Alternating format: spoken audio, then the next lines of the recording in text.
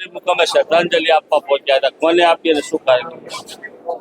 આજે સવારે જાવંત્રી મુકામે પરમ શ્રદ્ધેય મહાપુરુષ દાયાગીરી બાપુ, જેણે લાખો અનુયાયીઓને એ વ્યસન મુક્ત કર્યા છે, એ જીવન સફળ બનાવ્યું છે. અને એવા એક મહાપુરુષ કે જેમની પાલખી આખા ગુજરાત, આખા ગામમાં ફરી, અને ત્યારે એમના અનુયાયીઓની આંખમાં, દરેકની આંખમાં હર્ષના આંસુ જોવા મળ્યા હતા.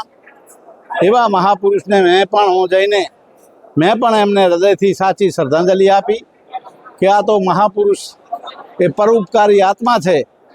એમને પરમાત્મા એ તો મોક્ષ ધામમાં પહોંચ્યા જ છે.